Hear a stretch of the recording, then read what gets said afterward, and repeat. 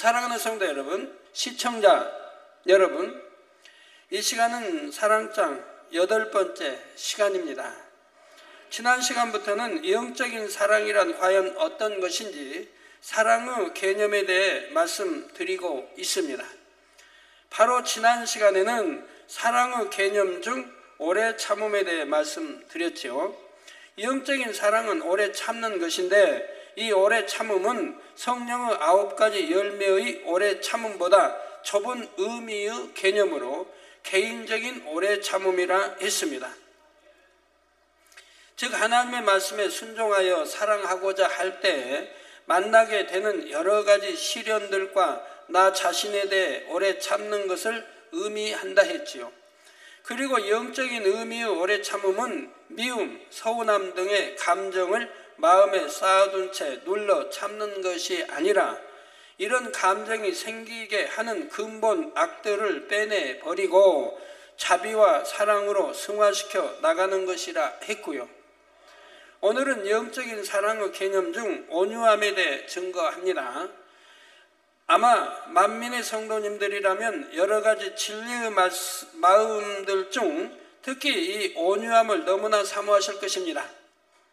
우리 만민의 성도님들이라면 여러 가지 진리의 말씀들 중 특히 이 온유함을 너무나 사모하십니다. 아버지 하나님께서 온유한 자녀를 얼마나 기뻐하시며 사랑하시는지, 온유한 자녀에게 얼마나 많은 축복을 주시는지 잘 아시기 때문이지요. 특히 사명을 맡은 일꾼이라면 많은 영혼들을 품어 더 좋은 천국으로 이끌기 위해서라도 이 온유함을 더 사모하실 것입니다. 사랑 자체이신 아버지 하나님은 온유하십니다. 따라서 여러분이 온유해지는 만큼 아버지 하나님을 닮아 더 좋은 천국에 이르게 되지요.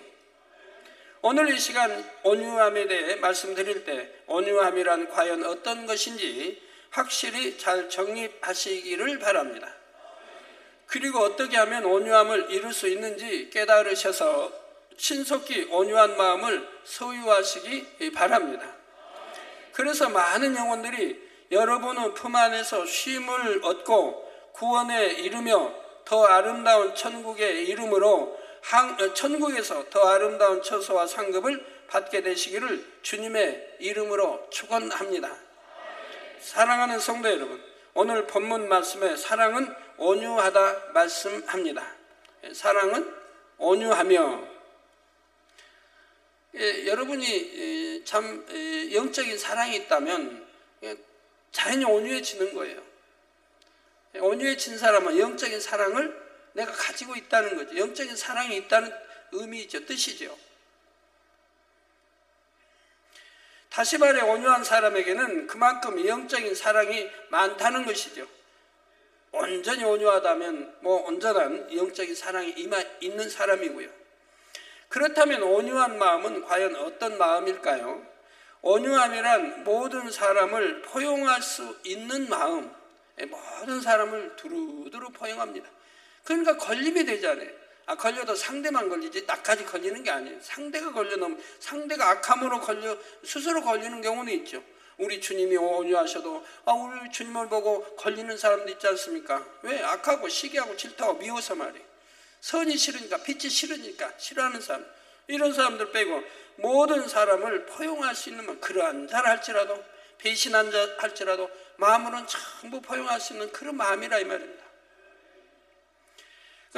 모든 사람을 포용할 수 있는 마음, 많은 사람이 깃들여 쉴 수 있는 마음입니다. 그러니까 온유한 마음을 가진 사람은 모든 사람과 두루 화평함을 이룰 수 있죠.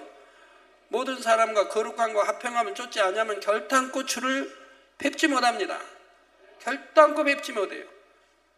그러니까 온유히 하나님 만나고 주님 만나고 체험하고 기도한 게 응답 척척 되어질 거 아니겠습니까? 하나님 주님을 만나야 응답이 되죠. 우리 하나님을 만나야 응답이 되지 않겠습니까? 하나님이 외면하시는데 어떻게 응답이 와요? 그래서 이렇게 모두를 포용할 수 있는 마음이기 때문에 많은 사람이 깃들여 쉴 수가 있는 겁니다. 사전에 보면 온유를 성격이 부드럽고 유순함, 온화함, 따뜻하고 부드러운 느낌이 듬이라고 정의합니다. 소음을 떠올려 보면 온유한 마음이 어떤 마음인지 좀 더 쉽게 이해할 수가 있습니다. 솜은 아무리 단단한 물체가 부딪혀와도 소리가 나지 않습니다. 솜에다가 아무리 쇳덩이 던져도 소리가 안 나요. 돌멩이 던져봐야 소리 나고, 쇳덩이 던지면 더 소리 그냥 쨍하고 나고, 여기다 던져도 소리 다 어디 나는데, 소음에다는 던져도 부딪혀도 소리가 하나도 안 나요.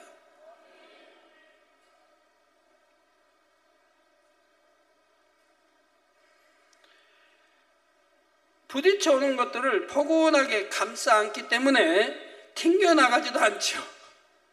단단할수록 던지면 튕겨나가고 소리 요란한데 너무나 부드러워서 오히려 던지면 솜이 품어 안아버린다. 그러니까 소리가 안 나요. 온유한 마음은 이런 솜처럼 모든 사람을 포용할 수 있는 부드럽고 따뜻한 마음입니다. 얼마나 좋습니까? 여러분 부모님이 부드럽고 따뜻한 마음 얼마나 좋아요. 여러분 형제가, 이웃이, 여러분 서로 간에, 또 우리 머리 되신 분이 성도님들이 천국을 이끌 때 이렇게 부드럽고 따뜻한 마음으로 포용하며 나가면 얼마나 좋습니까? 온유한 마음은 또한 많은 사람이 깃들여 쉴 수 있는 나무 그늘과 같습니다. 떼약볕이 내리쬐는 뜨거운 여름날 길을 가는데 주변에 그늘이 하나도 없다면 얼마나 무덥겠습니까? 그런데 저만치 앞에 크고 잎이 무성한 나무가 한 그루 서 있습니다. 나무 밑에는 시원한 그늘이 드리워져 있지요. 이 그늘 아래로 들어가 쨍쨍 내리쬐는 햇볕을 피한다면 얼마나 시원하고 행복하겠는지요. 온유한 사람의 마음은 이런 나무 그늘과 같이 많은 사람들이 깃들여 쉬고 싶어 하는 마음이지요.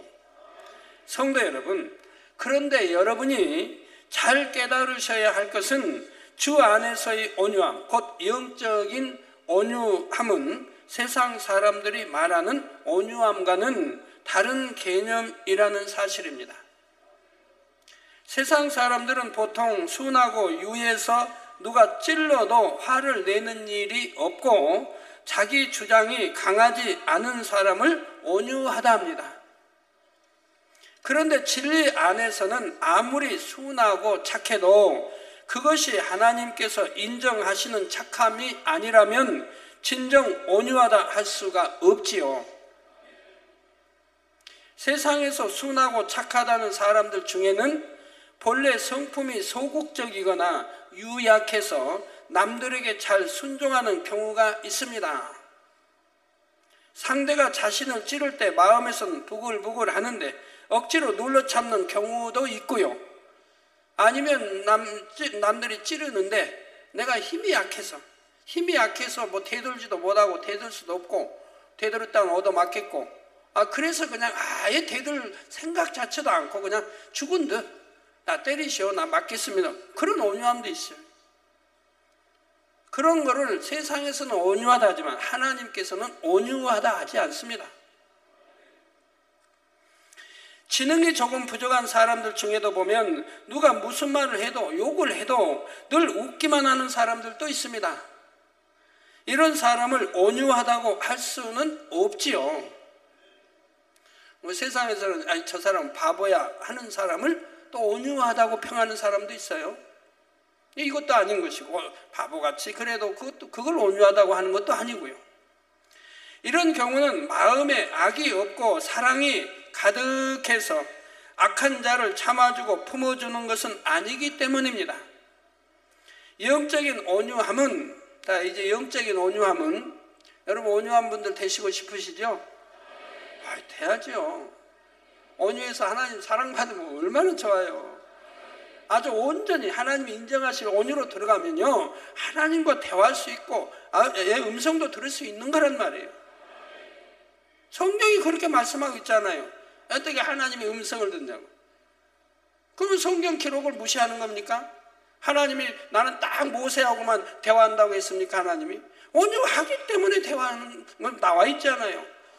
온유만 한다고 됩니까? 또 온 집에 하나님 나 충성했으니까 거기에다 온유함이 승하니까 대면하고, 에녹도 마찬가지고.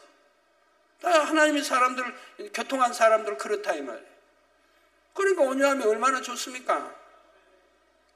그래서 영적인 온유함은 성품이 유약해서 또는 부족해서 온유한 것이 아니라 마음에 악이 없고 영적인 사랑이 맺혀 있음으로 인해 어떤 악한 자라도 대적하지 않고 참아주는 것이지요. 또한 지혜롭기 때문에 참는 것이고요.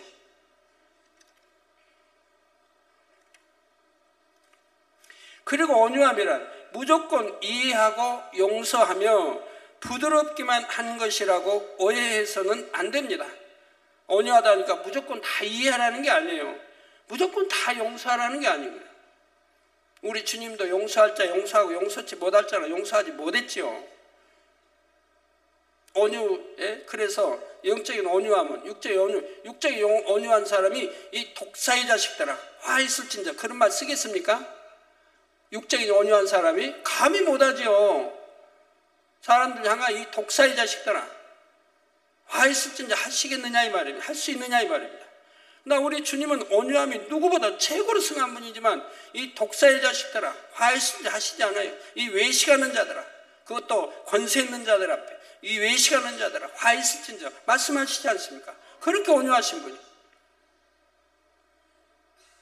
그래서 무조건 이해한다고 무조건 용서한다고 해서 온유한 게 아니라 이 말이에요. 용서해서는 아니 될 거는 용서해서는 아니 된다. 용서하면 오히려 잘못되니까 용서하지 않아서라도 징계해서라도 매를 때려서라도 바로잡아서 바른 길로 인도해야 하는 것이라 이 말입니다. 그래서 온유함이란 무조건 이해하고 용서하며 부드럽기만 한 것이라고 오해해서는 아니 됩니다. 영적인 온유함은 육적으로 사람을 품는 것이 아니라 영적으로 품는 것이기 때문에 때때로 사람을 반듯하게 다스리고 이끌 수 있는 위엄도 함께 갖추고 있어야 하기 때문이지요. 그렇기 때문에 진정 온유한 사람은 선할 뿐 아니라 지혜롭고 똑똑하여 본이 됩니다. 이처럼 영적인 온유함은 단순히 온화하고 부드러운 것만을 뜻하지 않고 좀 더 포괄적인 의미를 가진다는 사실입니다. 사랑하는 성도 여러분, 영적인 온유함을 좀 더 구체적으로 설명해 보면 영적인 온유함은 내면의 온유함과 함께 외적으로도 덕을 갖춘 상태를 말합니다. 내면도 온유하고 악은 모양이라도 없으니까 온유할 수밖에 없죠. 그래서 온유함과 외적으로도 덕을 갖춘 사람을 갖춘 상태를 말한 덕을 갖춘 상태를 말한다 이 말입니다. 덕만 있는 게 아니에요. 온유와 덕을 겸비했다 이 말이에요. 영적인 온유함은 이것이 무슨 말일까요? 악이 없고 선해서 마음이 온유하더라도 내면의 온유함만 있으면 그 온유함이 남을 품고 다스리는 데까지 미치지는 못합니다. 따라서 이 내면의 온유함과 함께 외면의 덕을 겸비해야만이 그 온유함이 더 온전해지며 더 큰 능력을 발휘하게 되는 것이지요. 온유한 마음에 이 덕을 함께 갖춘 사람은 많은 사람의 마음을 얻음으로 큰 일들을 이룰 수가 있습니다.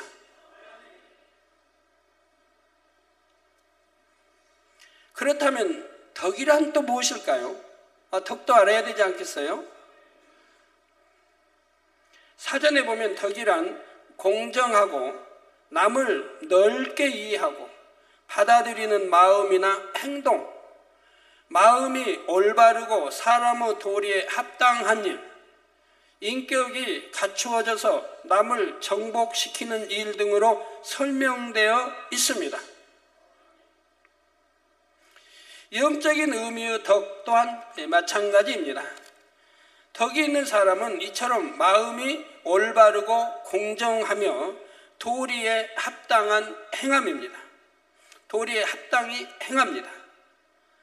즉 잘 갖추어진 인격으로 남을 다스릴 수 있게 되는 것이지요. 어떤 물리적인 힘으로 정복시키는 것이 아니라 바르게 갖추어진 말과 행동으로 상대의 부족함을 이해해 주고 포용해 줌으로써 많은 사람들의 마음을 얻게 되는 것입니다. 그래서 상대의 부족함을 이해해 주고 포용해 줌으로써 많은 사람들의 마음을 얻게 됩니다. 이런 사람은 어느 곳에서나 어느 사람에게나 거침돌이 되지 않습니다. 많은 사람에게 신뢰를 주며 사랑받고 인정을 받지요. 영적인 온유함을 말할 때 이 덕은 우리가 입는 옷에 비유해 볼 수가 있습니다. 아무리 훌륭하고 멋진 사람이라도 벌거벗고 있으면 수치스러운 것입니다. 그런 것처럼 아무리 마음이 온유해도 외면적인 덕이 함께 갖춰져 있지 않으면 내면의 온유함이 그 가치를 발휘하기가 어렵고 오히려 온유함의 빛을 흐리게 할 수도 있지요. 예를 들어 마음이 온유하여 상대를 미워하는 마음도 없는 온화한 사람이 있다고 합시다. 그런데 이 사람이 이야기만 시작했다면 꼭 필요하지 않는 말까지 합니다. TV에 보면 해서는 안 될 말 자주 하는 사람들 있지 않습니까?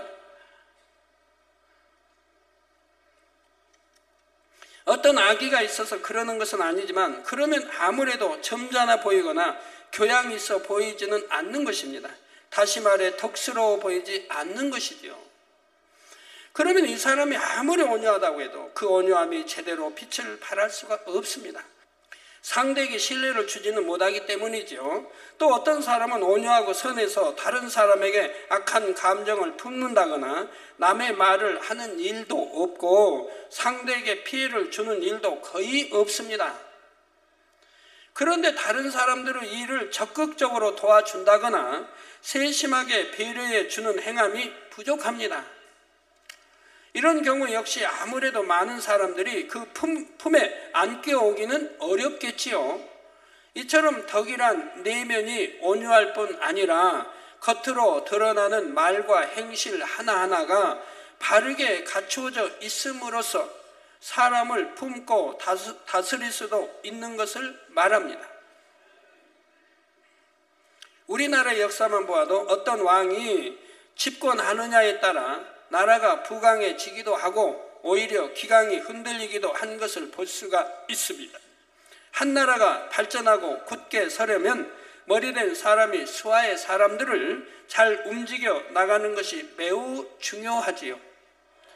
어떤 왕은 마음이 참으로 온유하기는 한데 덕이 부족하여 많은 사람들의 마음을 이끌지 못하므로 나라를 굳게 세워가지를 못합니다. 근데 그 역사물 보면 역사의 연속극들, 사기극들 보죠. 보면 거기에 나오는 왕들 지금까지 참 성경에 비추면 덕 있는 왕은 본 적은 없습니다.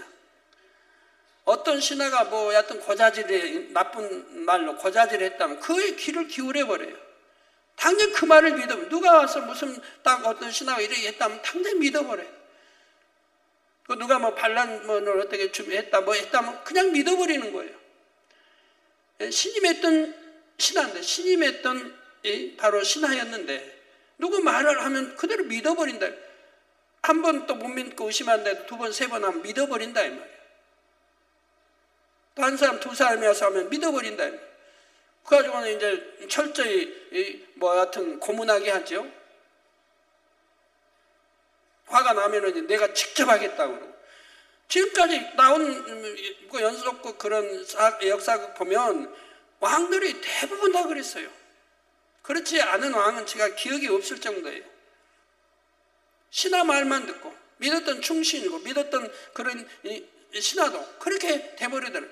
그래가지고 고문하게 되고 억지 자백받고 그러면 상대는 미워 죽이려고 그렇게 했기 때문에 그러면 또 고자질한 그렇게 일러봤지 그 사람에게 또 명예요. 저기 하라고 뭐 하라고 그럽니까? 고문하라 여튼 시켜요 또. 그러니 얼마나 혹독하게 자백 거짓 자백 받아내려고 얼마나 혹독하게 고문합니까?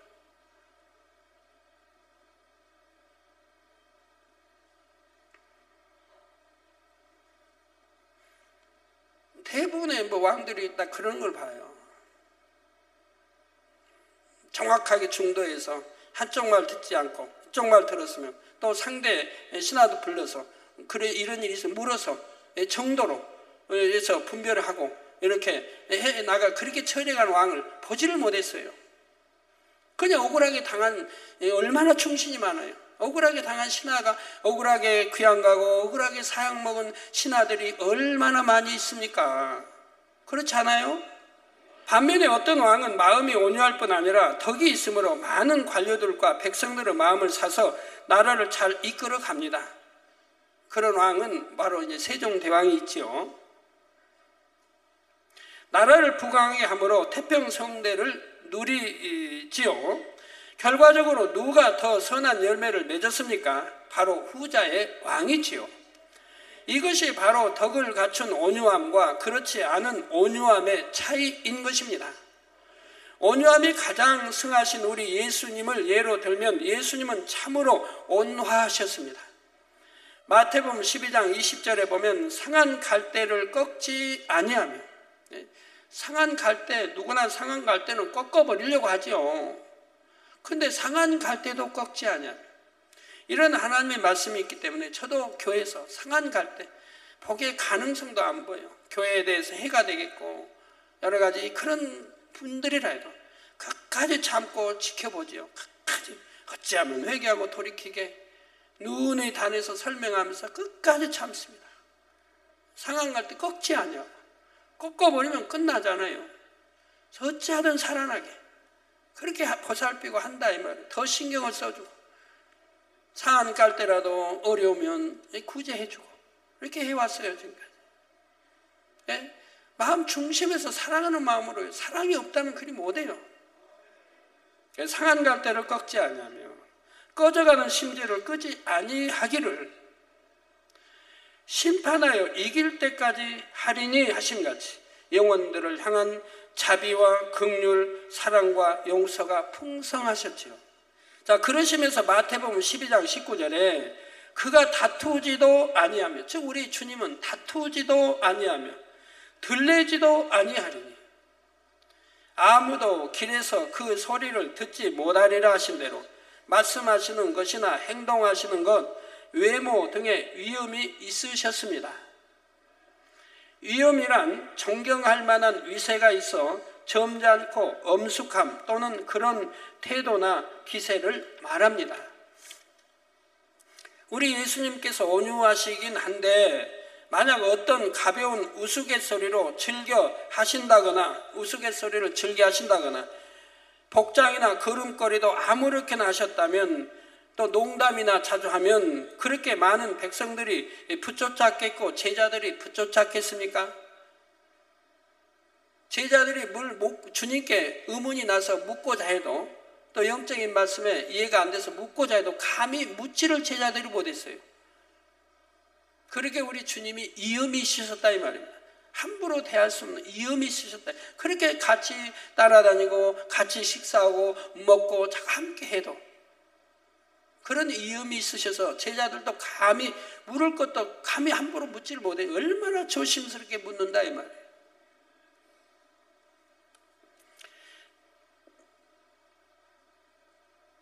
예, 그래서 복장이나 그런 것도 아무렇게 하셨다면 그렇게 많은 백성들이 붙여잡겠는지요? 그렇지 않았을 것입니다. 제자들도 예수님을 전폭적으로 신뢰하고 높이기는 어려웠을 것이고요. 그러나 우리 예수님께서는 결코 그런 모습을 보이지 않으셨고 그러므로 인해 하나님의 말씀을 가르치실 때마다 가르치시는 말씀의 권세가 따랐던 것을 볼 수 있습니다. 우리 여러분 중에 머리 되신 분 가끔 그래요. 나는 머리인데 내가 무슨 말해도 밑에서 듣지 않는다고, 내 말을 들으려고 하지 않는다고, 뭐 보고도 하지 않는다고 이런 말씀하시는 분이 있죠.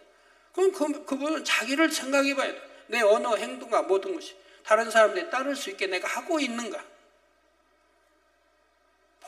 본인을 바라보면 돼요.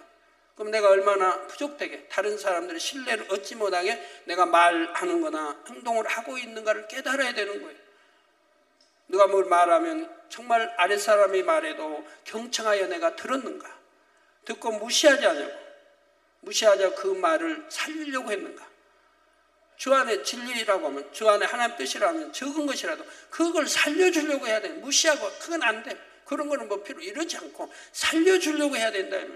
그 말을 무시하지 않고 이렇게 내가 사랑과 덕으로 사람 하나하나를 포용했는데 아랫사람들은 무시하고 보고도 안 하고 뭐더니 그렇게 하겠느냐 이 말입니다.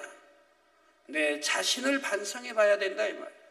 내가 사랑이 또는 영적인 온유함이나 덕이 얼마나 결여되어 있는가를 깨달아야 하는 것입니다. 다른 사람이 나를 무시하는 게 아니에요. 내가 무시받도록 하고 있다 이 말이에요. 여러분 머리 되신 분 죄종입니다. 다 마찬가지입니다. 누가복음 4장 31절에서 32절에 보니 갈릴리 가버나움 동네 내려오사 안식일에 가르치심에 저희가 그 가르치심에 놀라니 이는 그 말씀이 권세가 있음이러라 말씀하지요. 예수님 말씀을 가르치시기만 한 것이 아니라 그 말씀들을 그대로 이루셔서 악은 모양도 없으셨고 외면적으로도 어떤 흠이나 점도 없이 거룩하고 온전하신 모습으로 말씀을 증거하셨습니다. 그랬기에 말씀의 권세가 따르고 많은 무리가 따랐지요.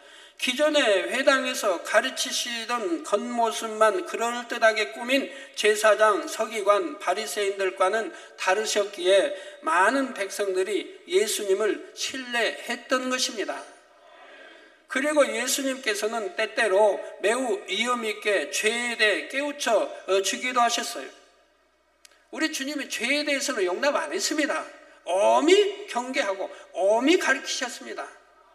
죄는 용납하지 않았다 이 말이에요. 예를 들어 요한복음 2장 14절 15절에 보면 성전 안에서 소와 양과 비둘기 파는 사람들, 저 가증스러운 짐승도 아니고 하나님께 제사 드릴 소와 양과 비둘기 파는 사람들과 돈 바꾸는 사람들을 앉은 것을 보시고 노끈으로 채찍을 만드사 양이나 소를 다 성전에서 내어 쫓으시고, 저 성계나 성전이면 이런 건물, 이 성전을 말하는 거 아니에요. 그 당시는 성전 안에 들어갈 수가 없어요. 대제사장, 제사장만이 들어가 제사 드리고 하는 거지 일반인이 성전에 들어갈 수 있는 게 아니에요. 뭐 회당이라면 들어가지만 성전은 다 성전 뚫에서 팔고 살고 소양을 하는 거지요. 그걸 이제 성전이라고 표현. 왜? 다 성전이니까. 울타리 안은 전부 성전이니까. 그래서 돈 바꾸는 사람들은 돈을 쏟으시며 상을 엎으시고, 그래요. 한번 생각해 주님이 어떻게 하셨는가. 노끈으로 채찍 만들어가지고 양소 다 성전에 내어 쫓고 돈 바꾸는 사람들 돈을 그냥 쏟아버리고, 다 엎어 그냥 쏟아버리고, 그걸 그냥 상을 그냥 엎어버리시고. 그러면 유괴 사람들이 볼 때 주님도 예수님도 혈기가 대단하시다. 유괴 사람은 그렇게 표현해요. 영적인 뜻을 모르니까 우리 주님이 왜 저렇게 하실 수밖에 없다는 것을 이해를 못하는 거예요. 그러고는 그냥 혈기 내신다고 하죠. 주님도 혈기 내신다. 주님도 막 성격이 내시니까 무섭다. 아니지 않습니까? 영적인 걸 안다면 아니지 않습니까? 돈 바꾸는 사람들 돈을 쏟으시며 상을 엎으시고 한 대로 엄히 책망하신 일이 나옵니다. 책망할 때는 엄히 하신다. 왜? 책망할 수밖에 없는 상황이라. 당연히 해야 된다. 이런 것을 우리 머리급의 성도님들이 이런 일을 당하고도 책망도 아니하고 구경하고 바라본 분들이 많이 있습니다. 이런 일이 있었을 때 그러나 우리 주님은 용납치 않으셨습니다. 하나님의 거룩한 성전에서 매매하는 일을 결코 용납하지 않으셨던 것이지요. 마태복음 16장에는 예수님께서 앞으로 십자가의 고난을 받게 될 것을 말씀하시자 주여 그리 마옵소서, 이 일이 결코 주에게 미치지 아니하리라 하는 베드로를 향해 사단아 내게로 물러가라. 너는 나를 넘어지게 하는 자로다. 내가 하나님의 일을 생각하지 아니하고 도리어 사람의 일을 생각하는도다 하시며 엄히 책망하신 적도 있었습니다. 베드로 육으로 보면 얼마나 자기 스승을 사랑해서 지금 하는 말입니까? 그렇지만 우리 주님은 그 육이기 때문에 받아들이지 않아요. 영이라면 그리 못한다 이 말. 그러니까 오히려 베드로를 향하여 사단이라고 한다면, 사단아 내 뒤로 물러가라. 그럼 베드로를 꼭 사단이라는 게 베드로를 지금 사주하는, 생각을 통해 사주하는 그 사단에게 지금 말하는 거예요. 그 베드로를 향하여 사단아 내 뒤로 물러가라. 너는 나를 넘어지게 하는 자로다. 내가 하나님의 일을 생각지 아니하고 도리어 사람의 일을 생각하는도다 하시며 엄히 책망하신 적도 있었습니다. 저도 이런 일이 가끔 있습니다. 넘어지게 한다. 오히려 힘들게 한다. 유구일로, 영의일로 모든 걸 하고 이렇게 도와야 하는데 유구일. 그러면 저도 책망할 때가 있죠. 지적하고 그러면 안 돼. 책망할 때가 있죠. 그러면 당회장님도 그냥 화내시고 열기내시고 한다고 그렇게 표현하는 사람도 혹가다 있다 이 말이에요. 해야 할 때 하고 지적해야 할 때 지적하고 책망할 때 하는 것인데 책망해야 되기 때문에 하는 것이죠. 그걸 그냥 놔둔다면 사랑이 아니라 이 말입니다. 잘못 말하고 잘못 가는데 구경만 하고 놔두면 사랑이 아니라 이 말입니다. 사랑하기 때문에 지적하고 사랑하기 때문에 책망한다 이 말입니다. 이를 보고 혹여 온유하신 예수님께서도 혈기가 있나 하고 잘못 생각해서는 안 되지요. 하나님의 뜻에 입에 대는 비진리나 불의에 대해서는 결코 타협함이 없으셨던 예수님께서는 영혼들에게 하나님의 뜻이 무엇인지를 분명히 깨우쳐 주시기 위해 이처럼 행하셨던 것입니다. 우리 예수님은 미움이나 감정 등의 악은 모양도 없으신 온전하고 거룩하신 분이십니다. 그 마음에는 오직 사랑과 긍휼과 선이 가득하시지요. 그 사랑을 어떻게 알 수 있습니까? 로마서 5장 8절에 우리가 아직 죄인 되었을 때에 그리스도께서 우리를 위하여 죽으심으로 하나님께서 우리에게 대한 자기의 사랑, 즉 하나님이 우리를 얼만큼 사랑하신다는 그 사랑을 확증하셨다. 즉 독생자 아들까지 화목제물로 지금 십자가에 내어주었으니 하나님이 저나 여러분을 얼만큼 사랑한다 하는 것을 증거로 지금 보여줬다. 내가 너희를 이렇게 사랑한다. 그래서 하나님은 사랑이시라고 하는 거예요. 우리 죄를, 우리 허물을 자기 독생자 하나밖에 없는 그 사랑스러운 아들에게 지웠다 이 말입니다. 그래서 그 엄한 고난을 받고 그 십자가 처형을 받고 다 하게 했다 이 말입니다. 이런 사랑이 얼마나 크고 큽니까? 이런 것을 가르쳐 두려도 나는 하나님의 사랑을 모르겠다는 사람들이 있어요. 나 때문에 그런 건데 나 하나나 나의 뜻, 내 때문에 다른 사람 나 때문에 내가 믿고 하면 죄 사함받고 구원받는 거 아니에요? 내 죄가 사함받는 거 아니에요? 그건 나 때문이죠. 여러분 모두 각자 나 때문인 거죠. 이렇게 하나님은 우리에게 크신 사랑을 줬는데도 나는 하나님을 왜 사랑이라는지 모르겠다. 왜 하나님을 첫째로 사랑하라고 하는지 모르겠다. 이런 분들이 가끔 있다 이 말이에요. 그러면 초신자라면 이해가 돼요. 십자가 도 한 번도 읽지 않았다면, 설교 테이프 한 번 안 들었다면, 그러면 제가 물어볼 때 신앙생 얼마나 했습니까? 1년이 넘었다고 그래요. 교회에 온 지. 그런데도 하나님의 사랑을 모른다니 말이 됩니까? 하나님이 이렇게 자기의 사랑, 우리가 얼마나 하나님이 우리를 사랑하신지를 자기 독생자 아들을 통해서 보여주셨다 이 말입니다. 이렇게 생명을 버리신 행함으로 확실히 알 수 있고 믿을 수 있게 해주셨던 것입니다. 예수님께서는 이처럼 내면의 사랑과 긍휼이 풍성하시면서도 결코 불의와 타협하지 않으시고 온전히 행하심으로 영혼들을 품고 다스리시는 외면의 덕을 함께 갖고 계셨다는 사실입니다. 그래서 많은 영혼들에게 하나님의 역사를 보이시고 천국 복음을 전하심으로 많은 영혼들을 구원의 길로 인도하실 수가 있었지요. 성도 여러분, 여기서 잠시 사랑과 공의의 관계에 대해 살펴보도록 하겠습니다. 이 사랑과 공의의 관계를 이해하면 영적인 온유함을 이해하는 데 도움이 될 수가 있지요. 많은 사람들이 사랑을 생각할 때 오직 용서하고 이해하고 허물을 덮어주는 것, 따뜻하고 부드러운 것이라 생각합니다. 그런데 진정한 사랑은 고린도 전서 13장 6절 전반절에 사랑은 불의를 기뻐하지 아니한다. 불의를 기뻐하지 아니한다. 불의를 보고도 용서하고 이해하고 뭐다 이렇게 하라는 게 아니지 않습니까? 불의를 기뻐하지 아니하며 하신 대로 불의를 용납하지 않는 것입니다. 사랑은요. 그렇기 때문에 사랑 자체이신 아버지 하나님께서도 한없는 자비와 긍휼을 베푸실 때가 있는가 하면 죄악을 엄히 심판하실 때가 있지요. 하나님도요. 민수기 14장 18절에 여호와는 노하기를 더디하고 인자가 많아 죄악과 과실을 사하나 형벌받을 자는 결단코 사하지 아니오. 즉 형벌받을 자는 결단코 사하지 아니오. 그렇게 사랑이 많으시지만 공의가 있기 때문에 형벌받을 자는 형벌을 준다 이 말입니다. 즉 성령, 해방, 거역, 모도, 육체에 행한 자들은 형벌을 주신다 이 말입니다. 사하지 않으신다 이 말이에요. 누누이 구약이나 신약에 경고했기 때문에 하나님 믿는 사람이 그런 것은 사망이다라고 경고했다 이 말입니다. 그래도 듣지 않고 사망의 길로 가는 것이라 이 말입니다. 그래서 형벌받을 자는 결단코 사하지 아니하고 아비의 죄악을 자식에게 갚아 3, 4대까지 이르게 하리라 하셨나이다 한 대로입니다.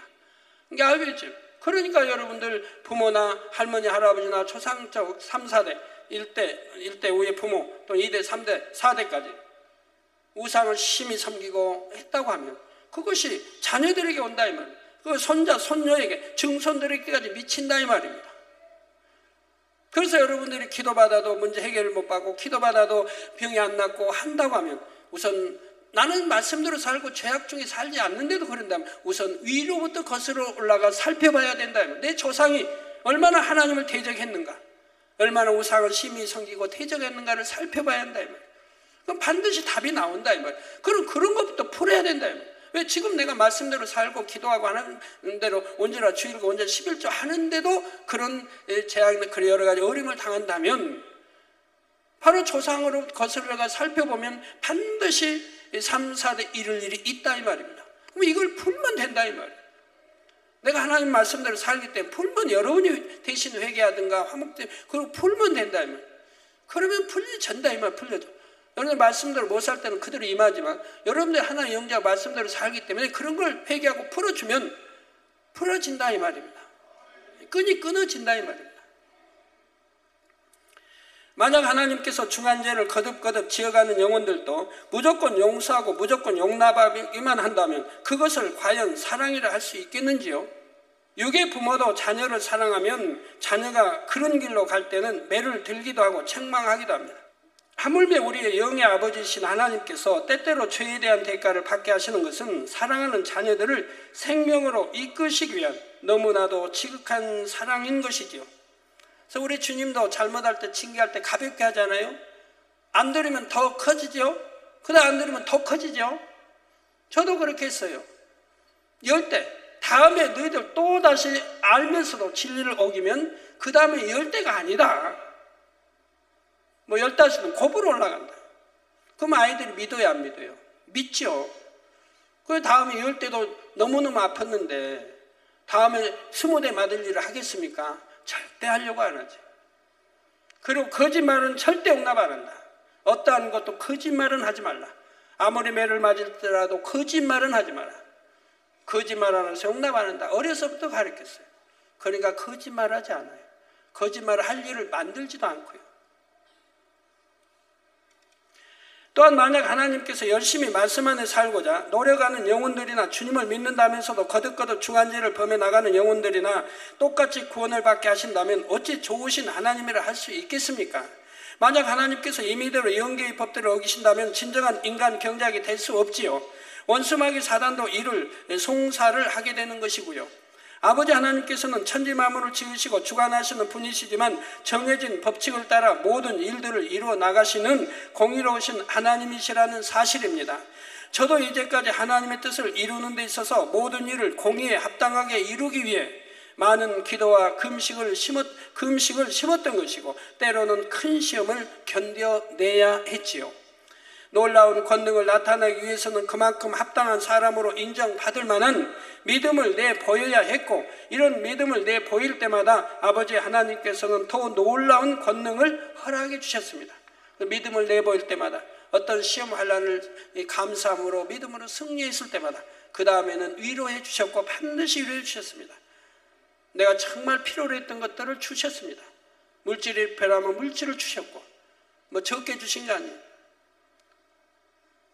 그 마음이 소원하는 거 이루어주시고 그리고 권능의 차원을 자꾸 높여가셨습니다. 제가 그 권능을 여러분에게 나타낼 때도 마찬가지입니다. 제가 가장 주의 종으로서 원하는 게 뭐겠습니까? 권능이죠. 제 마음 같아서는 아픈 분들 모두가 치료를 받았으면 좋겠고 여러분 모두가 축복을 받기 원하지만 아버지 하나님의 뜻은 공의에 맞게 품고 공의에 맞게 기도해 주는 것이죠. 만약 그렇지 않고 무조건 치료받게 하고 축복받게 한다면 영혼의 문제가 있는데도 해결되지 않으므로 구원의 문제가 될 수가 있습니다. 또한 아버지 하나님과 여러분의 관계에 있어서도 각자가 하나님을 간절히 구하고 믿음의 행함을 보임으로 하나님의 사랑을 체험하는 것과 타인의 능력만으로 체험하는 것은 확연히 다르죠. 이처럼 공의는 사랑을 온전하게 하는 것이므로 사랑과 공의는 상호 보완의 관계인 것입니다. 사랑의 한 개념인 온유함도 마찬가지입니다. 마음이 선하고 온유하여 사랑과 긍휼이 많을 뿐 아니라 사람들을 바른 길로 이끌어 줄 수 있는 덕이 함께 갖추어질 때 그 온유함이 온전한 것이 되고 진정한 사랑을 베풀 수 있는 것입니다. 즉 많은 사람을 옳은 길, 곧 구원의 길로 이끌며 영혼의 쉼을 얻게 할 수 있지요. 그런데 혹시 이 말씀을 들으시고 온유한 사람이 되는 게 생각보다 쉽지 않구나 하고 생각하실 분이 계신지요? 물론 하루아침에 온유한 사람이 될 수 있는 것은 아닙니다. 또한 진정 온유한 사람은 아버지 하나님께서 인정해 주시는 사람입니다. 따라서 아버지 하나님께서 온유하다 인정하시려면 먼저는 반드시 마음의 성결을 이루어야 하지요. 또한 덕을 이루어야 하지요. 진정한 온유한 마음을 이루기 위해서는 구체적으로 어떻게 해야 하는지 이해가 되는 인물들과 함께 다음 시간에 이어 증거하도록 하겠습니다. 결론을 말씀드립니다. 사랑하는 성도 여러분, 이솝우와 해와 바람 이야기를 들어보셨는지요? 아마 우리 젊은 분들은 대부분 아시겠죠? 해와 바람이 길을 가는 어떤 사람의 외투를 누가 먼저 벗길 수 있는가 내기를 했지요. 먼저 바람이 저런 외투쯤이야 하고 자신만만해서는 나무도 뽑힐 만큼 강한 바람을 내뿜었습니다. 그러니 해와 바람 중에 누가 이기겠습니까? 누가 이기겠어요? 바람이 이기겠죠? 아니요? 그러자 그 사람은 오히려 외투를 더 단단히 여밀 뿐이었습니다. 바람이 세니까 외투를 더 단단히 여미더라 이 말. 벗는 게 아니고. 당연하지 않겠어요? 바람에 외투 날아갈까 봐 다 여밀 거 아닙니까? 다음으로 해가 여유로운 미소를 띠며 따스한 햇볕을 내품자 그 사람은 곧 외투를 벗었습니다. 이 이야기는 많은 사람들이 알고 있는 이야기이지만 우리에게 참으로 중요한 교훈을 줍니다. 바람은 자신의 힘으로 외투를 벗기려 했습니다. 그러나 해는 그 사람 스스로가 외투를 벗게 했지요. 온유함은 바로 이 해와 같은 것입니다. 어떤 힘으로 이어하지 않고도 오직 선과 사랑으로 사람의 마음을 움직이는 힘, 상대의 마음을 얻는 힘, 이것이 바로 온유함이지요. 이 온유함을 소유하게 되면 이 세상의 부나 명예, 권세와 비교할 수 없는 큰 힘을 가지게 되는 것입니다. 주 안에서는 무수한 영혼을 구하는 영적인 능력이 되지요. 영적인 온유함은 솜과 같은 마음, 나무 그늘과 같이 깃들여 쉬고 싶어 하는 마음이라 했습니다. 그리고 영적인 온유함은 내면의 온유와 함께 외면의 덕을 겸비한 것을 의미한다 했지요. 오늘 들으신 말씀과 다음 시간에 증거해 드릴 말씀을 잘 양식 삼으셔서 이 온유함을 꼭 이루심으로 이 온유함의 힘, 곧 사랑의 힘을 체험해 나가시며 아버지 하나님께 크게 영광 돌리시기를 주님의 이름으로 축원합니다.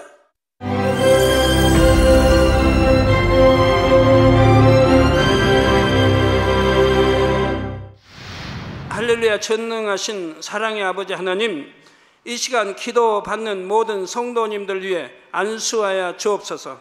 GCN 방송 시청자들이 인터넷과 화상을 통해 기도받는 지교회와 지성전 그리고 전세계 하나님의 자녀들 위에도 시공간을 초월하여 역사하여 주시기를 원합니다. 믿어지는 믿음을 주시고 부정적인 생각과 의심의 세력을 물리쳐 주옵시며 모든 시험 환난도 물리쳐 주옵소서. 머리부터 발끝까지 오장육부, 뼈, 마디마디, 온몸의 신경, 조직, 세포 등 아픈 곳마다 성령의 불로 태우시고 근본의 빛으로 역사하여 주옵소서. 예수 그리스도의 이름으로 명하노니 원수마귀 사단 모든 질병 균 연약함아 물러가라. 빛이여 임하라. 모든 불치 난치병도 성령의 불로 태워 깨끗하게 역사하여 주옵소서. 말라리아를 비롯한 모든 풍토병도 물리쳐 주옵소서. 감기, 기침, 열, 몸살, 독감 등 각종 유행성 질병도 다 물러가라. 어떠한 유행성 질병 균도 틈타지 않게 지켜 주옵소서. 위암, 폐암, 간암, 유방암, 자궁암, 대장암, 피부암 등 각종 암과 에이즈, 백혈병, 뇌졸중, 고혈압, 저혈압, 심장병, 폐병, 위장병, 당뇨, 부인병, 피부병, 갑상선 질환과 모든 염증도 깨끗게 하여 주옵소서. 소아마비, 중풍, 관절염, 디스크도 온전케 하여 주옵소서. 요통, 두통, 신경통을 비롯한 모든 통증은 사라질지어다. 간질, 자폐증, 우울증, 조울증, 노이로제 등 모든 정신질환도 물러가라. 모든 마비된 것도 풀어지고 일어나 걷고 뛸지어다. 눈도 잘 보이게 하옵시고 귀도 잘 들리게 하여 주옵소서. 소경은 눈을 뜨고 기머거리는 들으며 벙어리는 말할지어다. 각종 사고, 후유증도 깨끗게 하시고 부러진 뼈도 붙여 주옵소서. 화상 입은 것도 온전케 하옵소서. 화기야 물러가라. 열도 물러가라. 아버지 흉터도 나지 않게 역사해 주시기를 원합니다. 마약을 비롯하여 각종 약물과 독극물 중독도 깨끗함을 입을지어다. 죽은 신경과 세포가 살아나며 죽은 자도 살아나게 하여 주옵소서. 잉태의 축복도 주시기를 원합니다. 잉태 축복을 받으라. 예수 그리스도의 이름으로 명하노니 원수마귀 사단아 하늘 공중 곳에 잡은 악의 영들아 물러가라.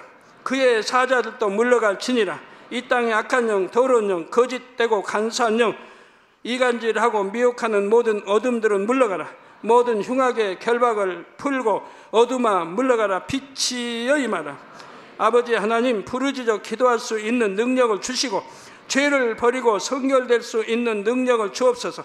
영혼이 잘됨같이 범사에 잘되게 하시고 가정의 복음화도 이루어 주시기를 원합니다.